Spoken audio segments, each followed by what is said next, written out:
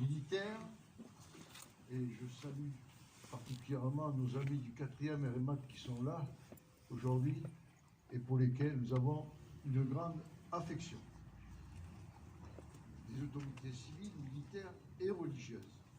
Chers Margueritois, chères Margueritoises, chers amis venus des collectivités voisines, mademoiselle, madame, monsieur, en vos qualités et fonctions. Je crois que les orateurs qui m'ont précédé vous ont rappelé l'ampleur du désastre que fut cette guerre mondiale de 1914-1918. Plus jamais ça avait-on annoncé, pourtant 20 ans plus tard, 39-45, et son lot de malheurs mettait la planète sans dessus-dessous. Les vertus de sagesse enterrées par des phénomènes géopolitiques que les experts essaient encore aujourd'hui d'expliquer. Alors, nos jeunes générations ont besoin qu'on leur explique pourquoi elles sont là aujourd'hui, devant nos monuments aux morts de notre beau pays de France. Leur dire que c'est pour commémorer le sacrifice et la souffrance du peuple français qu'ils ont été érigés aux morts pour la France à partir de 1870, bien avant la commémoration de l'armistice de 1918. Oui, c'est à l'issue de la guerre de 1870 que l'on a commencé à ériger des monuments commémorant le sacrifice de milliers de soldats. La Grande Guerre, celle pour laquelle nous sommes là aujourd'hui, a laissé de lourdes traces. Ils étaient grands-pères, arrière-grands-pères, parents proches. Chaque famille avait été éprouvée. 8 millions d'hommes mobilisés, 5 millions de combattants, 1,5 million de morts. Ultime horreur de cette guerre, 260 000 disparus ou inconnus. Pour représenter symboliquement tous ces hommes, un corps a été choisi à Verdun. Il a été inhumé le 28 janvier 1921, place de l'Étoile à Paris, sous l'Arc de Triomphe, qui deviendra la tombe du soldat inconnu, pour se souvenir de leurs compagnons tombés dans les tranchées de la Somme, de l'Argonne et autres champs de bataille. Ceux qui sont revenus ramenant avec eux la mémoire de leurs camarades morts pour la France. Les communes vont alors élever des stèles, apposer des plaques pour honorer ces hommes, s'appuyant sur l'esprit de la loi du 25 octobre 1919. Un usage s'est alors imposé pour les communes et leurs décisions municipales en la matière. L'inscription d'un nom se justifie pleinement lorsque le défunt décédé au cours d'une guerre ou d'opérations assimilées est titulaire de la mention « mort pour la France » et est né ou domicilié légalement en dernier lieu dans la commune considérée. La mention de « mort pour la France » est introduite par la loi du 2 juillet 1915. À l'origine de ces édifices, la fonction de ces édifices est de rassembler la population autour du souvenir de ceux qui ne reviendront plus, faisant ainsi participer le village, la ville au travail de deuil des familles. Par ailleurs, graver le nom des morts revenait à donner à ceux-ci un peu de cette gloire dont étaient parés ceux qui s'étaient sacrifiés pour la victoire de la nation française. Ainsi, environ 36 000 monuments aux morts officiels ont été érigés en France entre 1918 et 1926. Aujourd'hui, ces monuments portent les noms et inscriptions concernant les conflits postérieurs à la Première Guerre mondiale, y compris les opérations extérieures. La grande majorité des monuments sont des cénotaphes, c'est-à-dire des tombes vides, puisque le nom des disparus peuvent y être inscrits. Selon la symbolique du monument, seul le premier magistrat de la ville ou des élus délégués, hommes ou femmes, ou les anciens combattants, peuvent franchir ce parvis ou la grille qui l'entoure et qui délimite la zone sanctuarisée de cette tombe virtuelle. Les grandes absentes de cette évocation sont les femmes, infirmières, ambulancières, soldats aujourd'hui, et toutes celles qui ont fait fonctionner la société française en vivant dans l'éternelle angoisse de voir les autorités apporter la tragique nouvelle du décès d'un proche. Chers amis, ce temps fort que représente ce rassemblement aujourd'hui en souvenir de ceux qui sont morts pour cette France, que tous ici nous chérissons, quelles que soient nos opinions, nos convictions, astreint au respect de ce recueillement porteur de valeurs incontournables, non négociables que représente notre démocratie et notre République. Égoïsme ou solidarité, concept de laïcité, complexifient notre recherche de bien vivre ensemble. Ces équilibres sociétaux qui construisent une conscience collective indispensable à tout projet et qui a grand besoin d'apaisement, comme nous le soulignait dans son homélie ce matin le père Carrera. L'époque n'est, semble-t-il, pas favorable aux hommes et femmes d'expérience, les plus humbles soient-ils, et ce, au profit d'une jeunesse qui a été, il est vrai, parfois déconsidérée. Pourtant, la richesse des hommes et des femmes engagés dans des associations, notamment intergénérationnelles, qui puisent leur vitalité dans cette capacité à se rencontrer entre générations, quel que soit leur âge, le sexe ou les revenus, et à partager les expériences comme les soucis de la vie courante, des émotions ou des souvenirs, sans accepter les excès de corporatisme aveugle, au-delà de mouvements revendicatifs plus ou moins bien exprimés et décalés par rapport à nos réalités sociétales. Il est absolument nécessaire que nos gouvernances nous offrent un modèle inédit de partage de précarité, comme d'amitié, de vécu, d'expérience, dû à l'accroissement d'inégalités, sans pénaliser de manière outrancière ceux qui, durant toute une vie, ont transpiré ce qu'ils ont acquis. Les structures institutionnelles, froides et technocratiques, renvoient souvent à une image d'incompréhension, faisant que les concertations engagées dans des situations conflictuelles ne génèrent guère d'apaisement. Marguerite, notre ville, notre département, notre agglo ont besoin de l'engagement de toutes les générations et que chacun y trouve sa place et son utilité. Que seraient nos associations d'anciens combattants, nos associations caritatives, sportives, culturelles, sans le dévouement et à titre bénévole de tous les retraités, de celui des grands-parents par rapport à leurs enfants et petits-enfants?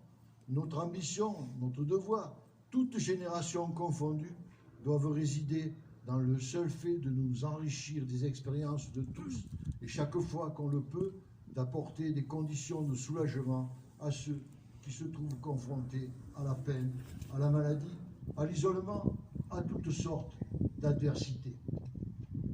La fin de la saison estivale 2019 laissera le souvenir d'un été particulièrement éprouvant dans tous les sens du terme. Une fin d'été marquée par la disparition tragique du maire de Signes dans le Var, victime de son attachement à ses fonctions, mort en défendant les valeurs non négociables d'une démocratie faisant l'objet d'un désordre civique de plus en plus inquiétant.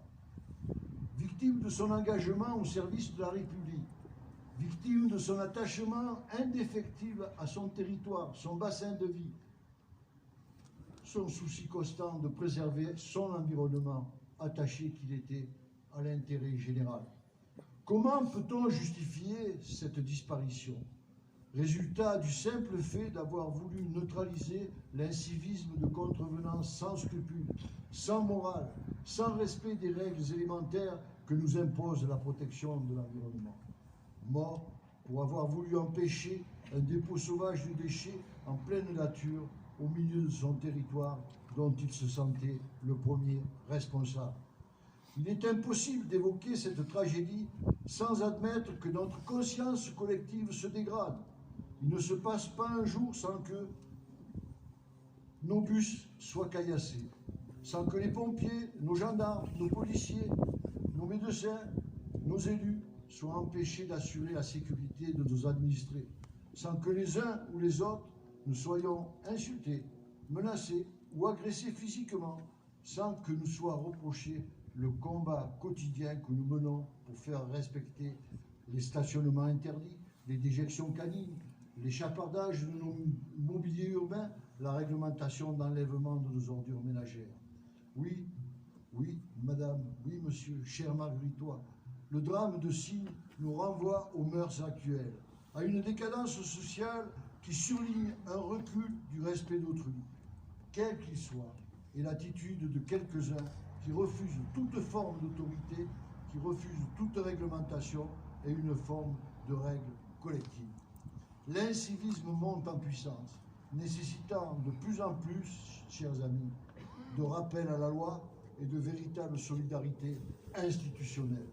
Dans notre action quotidienne, nos convictions d'élus de terrain demeurent fortes et les valeurs non négociables que nous défendons sont justes et elles s'adressent à tous nos administrés qui nous ont témoigné leur confiance dans la durée.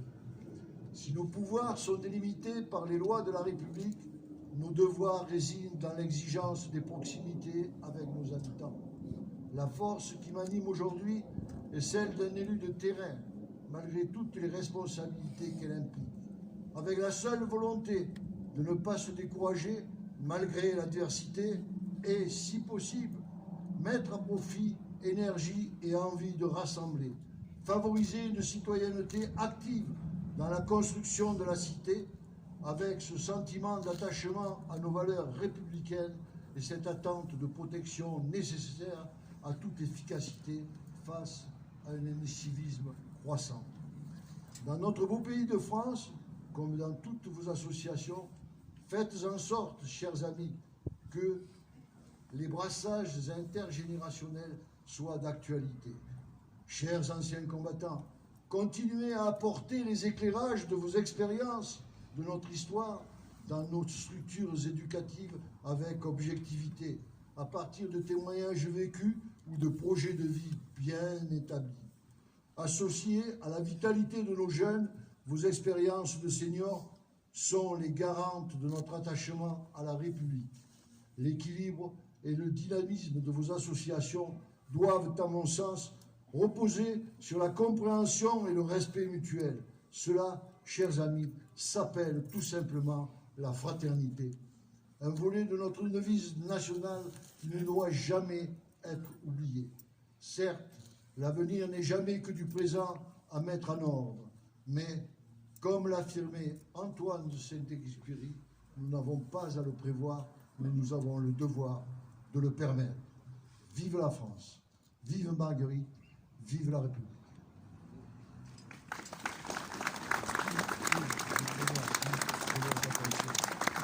Je vais terminer quand même mon propos très rapidement parce que je sais avoir été un peu long et cette cérémonie méritait cette solennité. Je pense que vous partagez mon point de vue. Chers amis, c'est aujourd'hui la 31e fois que j'ai l'honneur de présider cette cérémonie de souvenir au pied de ce monument mort. Cérémonie pour laquelle, comme toutes les autres, je me suis attaché à donner tout le sens, toute la signification que l'on doit à ceux qui se sont sacrifiés pour notre liberté, grâce au recueillement qu'elles impliquent, aux symboles avec lesquels on communique et à la conscience collective qu'elles nous aident à étayer. L'émotion qu'elles génèrent nous rappelle que nous sommes auteurs de notre histoire, nous permet également de souligner que si nous ne sommes que de passage, au nom de nos libertés individuelles, nous avons le devoir de participer à la construction de cette conscience collective qui délimite l'attachement à notre beau pays de France, à notre démocratie et ses valeurs non négociables. Je remercie chaleureusement les représentants de nos autorités militaires, civiles et religieuses, toujours présents, nos porte-drapeaux, notre chorale ici, là, nos fonctionnaires territoriaux, M. Bertrand et M. Deladigne, toujours présents, M. Henri Marzoff, conseiller municipal délégué, pour leur aide précieuse dans l'organisation de nos cérémonies du souvenir, et nous tous, et vous tous bien sûr, pour votre disponibilité et votre écoute attentive. Il ne me reste plus, chers amis, qu'à vous inviter, après avoir salué nos porte-drapeaux, à partager quelques instants, et écouter notre chorale, à partager quelques instants de fraternité, je dis bien de fraternité, autour du verre de l'amitié dans la salle Antiméis, place Martin. Merci infiniment pour votre attention.